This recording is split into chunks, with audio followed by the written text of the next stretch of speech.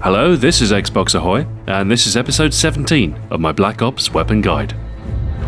Clever girl. In this episode we're covering the third shotgun, the SPAS-12. It's a semi-automatic weapon and is unlocked at level 24. The Franchi Special Purpose Automatic Shotgun, or the SPAS-12, hails from Italian arms manufacturer Luigi Franchi. First produced in 1979, the weapon is unusual in that it can be used in both a semi-automatic and pump-action mode. This means the SPAS-12 can fire cartridges that might otherwise lack the power to cycle a semi-automatic weapon, such as less than lethal rounds or tear gas. In spite of this versatility, the dual-mode operation adds weight and complexity to the weapon, adding to its expense and limiting its suitability to niche roles. It was the lack of sporting purpose that led to the weapon being banned from import in the United States, making the SPAS-12 a rare weapon known for its distinctive appearance and prolific presence in cinema. The tube magazine holds 8 rounds, making the SPAS-12 the shotgun with the highest capacity in Black Ops. The cartridge fired is your standard 2 3/4 inch 12 gauge cartridge, as usual for a weapon in this class. Damage in game is low compared to the Olympia and Stakeout. Although the SPAS-12 is entirely capable of killing in one shot, you'll notice it will take 2 or 3 shots to kill towards the end of your effective range. Thankfully, the low damage is balanced somewhat with a good rate of fire and healthy magazine. As a semi-auto weapon, you can usually rely on getting the shots you need on target in relatively short order. 312 rounds per minute is less than most semi-automatic weapons, but with the close range power of the SPAS-12, it's more than adequate. Pellet spread is on the wider end of the shotgun spectrum, making precise aiming less essential. Aim time is quick at 200 milliseconds, but the iron sights are very obstructive on the SPAS-12. So it's fortunate that hip firing is almost always the way to go, especially if you're using steady aim. Reload is done shell by shell, and is a little slower than the Stakeout, especially if you have to replenish the entire 8-round magazine. Still, reloading can be cancelled part way should you run into trouble, and if done with care should seldom result in your death. Like most of the shotguns, there's only one attachment available for the SPAS-12, the suppressor. While silent shotguns aren't new to the Call of Duty series, the suppressed SPAS-12 is notable in that the suppressor does not impact your effective range in any way. Given that you'll be spending a lot of time in close proximity to your enemy, the suppressor is invaluable in keeping you alive. There's really no excuse not to use it. For that reason, my attachment recommendation for the SPAS-12 is simple: use the suppressor. As for the rest of our loadout, we'll be making good use of the SPAS-12 suppressed capability, as we gear our class around a total stealth approach. This makes our first perk choice a very obvious one. Ghost will keep you off the radar and permit a very sneaky style of play. It's a useful perk for those who prefer to remain stationary, but it's nigh essential if you need to move close to the enemy and strike from behind. Ghost Pro is a nice bonus too, rendering you almost immune to air support. Steady aim is our second choice, tightening the hipfire spread for a slightly denser concentration of buckshot, for an increased likelihood of a one-shot kill. The Pro benefit is especially useful, speeding your sprint recovery to half of the default time, and allowing you to get close to the enemy quickly, without too much fear of getting caught mid-sprint. This does mean that you won't have the faster reload time of sleight of hand, but with Ghost you'll usually be safe to reload in a dark corner before moving on. Speaking of reloading, our third perk is useful as far as minimizing your acoustic signature during such actions.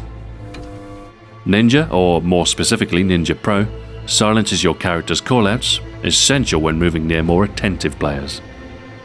If you play with a headset, the enhancement in enemy footsteps can sometimes provide a hint of an enemy's location. Useful when the enemy might be using Ghost to their own benefit to stay off the radar. Hacker is also a viable alternative here, particularly if you find your enemies making good use of equipment. Otherwise, when clearing rooms or moving through high-risk claymore spots, your stun grenades are essential. They'll temporarily disable your enemy's claymores and hinder their movement, making it easier for you to kill them. Stun grenades are also very useful in the open. They'll allow you to more quickly close the gap between an unaware opponent, prevent them from turning to face you, and make them easy prey at close range. Semtex grenades are also useful. In tandem with your stuns, they'll do much to enhance your effective range. Your pistol will be essential too, permitting shots at a greater distance than with the shotgun itself. In keeping with the class's total stealth mentality, I was using the suppressed CZ75, being the highest capacity suppressed pistol. An unsilenced pistol could also be used to some effect. If you prefer the power of the Pythons, that would be a fine choice, as long as you're careful to only break stealth when you have to. For your equipment, in the absence of Marathon, tactical insertions are very useful. As a ghost with a shotgun, spawning in an unexpected place will often work to your advantage. With the ability to cancel the insertion spawn should it be compromised, the risks of spawning so close to the enemy can be mitigated. And in my experience, most enemies will be entirely unaware that the blinking light will soon spell their doom. Careful movement is a core skill for any stealth class.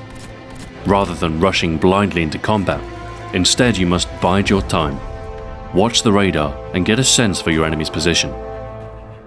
For this reason, both the spy plane and Blackbird are very useful kill streaks. Knowing the enemy's position will allow you to better plan your attack. And in the case of a mobile enemy, you can lie in wait and let them come to you.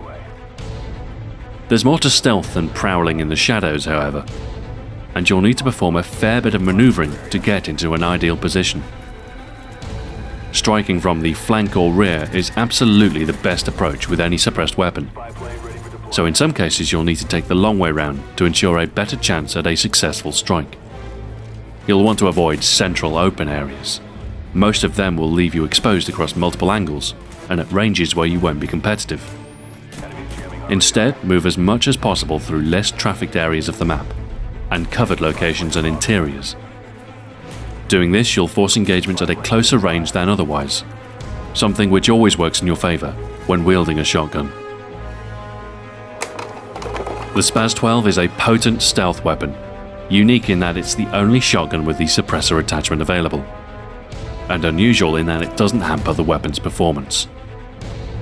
This combination of a close-range one-hit kill and the suppressor makes it a devastating weapon when employed against inattentive foes, allowing you to strike a group from the flank or rear and destroy them all before the last realizes their demise.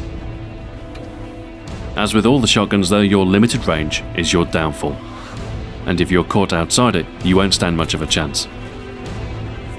Even at close range, it's important to maintain the element of surprise, as the SPAS-12's lower damage might mean you'll need multiple shots on target to secure the kill.